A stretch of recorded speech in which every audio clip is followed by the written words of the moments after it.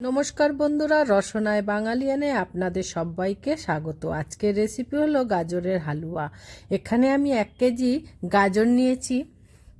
গাজরটাকে ভালো করে ছাল ছাড়িয়ে নিচ্ছি। বন্ধুরা, ভিডিওটা প্রথম থেকে শেষ অবধি দেখবেন, ভালো লাগলে লাইক অ্যান্ড সাবস্ক্রাইব করবেন। আমার গাজরের গুলো একটা একটা করে আমি ছাল ছাড়িয়ে নিচ্ছি। আর ছাল ছাড়ানো হয়ে গেছে। এরপরে আমি গাজরের সামনের অংশ পিছনের অংশ আমি কেটে কেটে বাদ দিচ্ছি।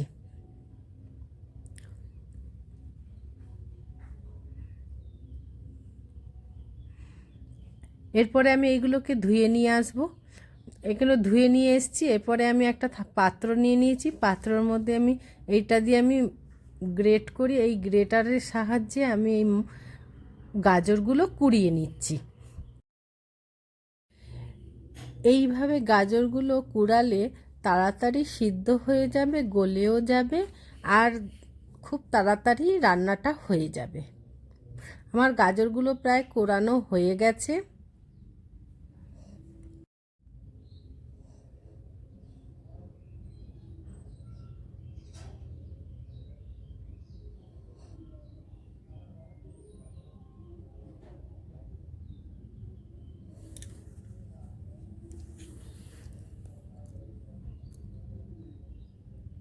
আমার গাজরগুলো কোরানো হয়ে গেছে, দেখুন।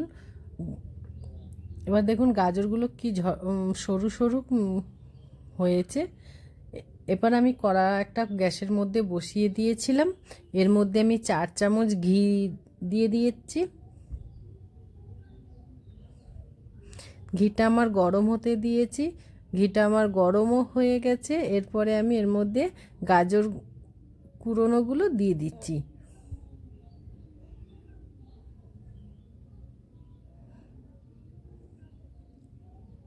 এরপরে ভালো করে আমি নেড়ে চেড়ে নিচ্ছি। দেখুন যত কি সুন্দর ওপর নিচ করতে করতে গাজরের কালারটা চেঞ্জ হয়ে যাচ্ছে।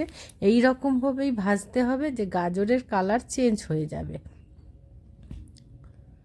ভালো করে ভাজতে হবে, কারণ গাজরের একটা কাঁচা গন্ধ থাকে, ওইটা যেন চলে যায়। সেই জন্য অনেকক্ষণ ধরেই ভাজতে হবে। আমার গাজর ভাজাটা প্রায় হয়ে গেছে। এরপরে আমি এখানে 750 মতন দুধ দিয়ে দিলাম। দিয়ে ভালো করে নেড়ে চেড়ে আমি ঢাকনা চাপা দিয়ে একটু ফুটতে দেবো।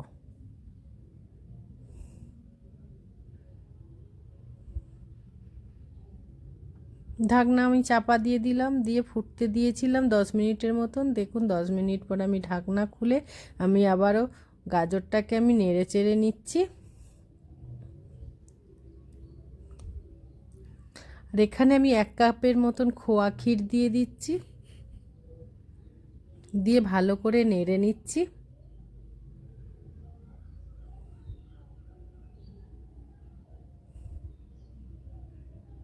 দেখুন খোয়া ক্ষীরটাও গলে গেছে। খোয়া ক্ষীরটার ওপর দিয়ে আবার আমি কাজু দিয়ে দিলাম। খোয়া ক্ষীরটা দিলে গাজরের স্বাদ আলাদাই হয়ে যায়, অন্যরকম খেতে হয়ে যায়, খুব সুন্দর সুস্বাদু লাগে। ভালো করে নেড়ে চেড়ে এরপরে আমি এখানে 1 কাপ চিনি দিয়ে দিচ্ছি। আপনারা যেরকম মিষ্টি খাবেন সেই রকম দেবেন। আমি এখানে 1 কাপ দিয়েছি, কারণ গাজরটাও খুব মিষ্টি, সেই জন্য এবার ভালো করে নেড়ে চেড়ে নিচ্ছি। দেখুন চিনি দেওয়াতে অনেকটা জল বেরিয়েছে। এরপরে আমি এই জলটাকে শুকাবো।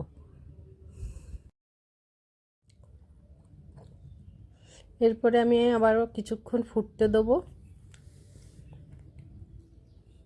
দেখুন 1/2 চামচের মতন আমি গুঁড়ো এলাচ দিয়ে দিলাম। দিয়ে ভালো করে নেড়ে নিচ্ছি যতক্ষণ না গাজরের রসটা ঘন হয়। এই রকম নেড়ে নেড়ে রান্না করতে হবে। দেখুন অনেকটা গাজরের রস শুকিয়ে গেছে।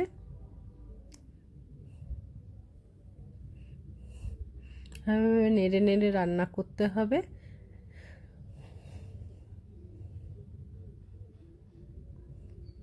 বন্ধুরা, আপনারা ভিডিওটা প্রথম থেকে শেষ অবধি দেখবেন, ভালো লাগলে লাইক অ্যান্ড সাবস্ক্রাইব করবেন।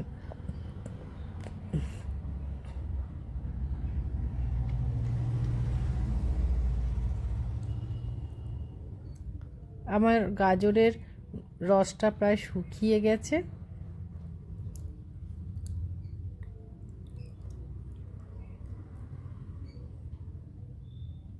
এরপরে আমি গ্যাসটা বন্ধ করে দিয়েছি। গ্যাসটা বন্ধ করে এবারে আমি একটা পাত্রে ঢেলে দিচ্ছি। এইভাবে বাড়িতে বানিয়ে খাবেন, খেয়ে বলবেন কেমন লেগেছে, কমেন্ট করতে ভুলবেন না। ওপর দিয়ে আমি একটু খোয়া ক্ষীর ছড়িয়ে দিচ্ছি। উপর দিয়ে একটু কাজু ছড়িয়ে দিলাম। এইভাবে বানিয়ে খাবেন, এইভাবে গাজরের হালুয়া তৈরি হয়। ধন্যবাদ।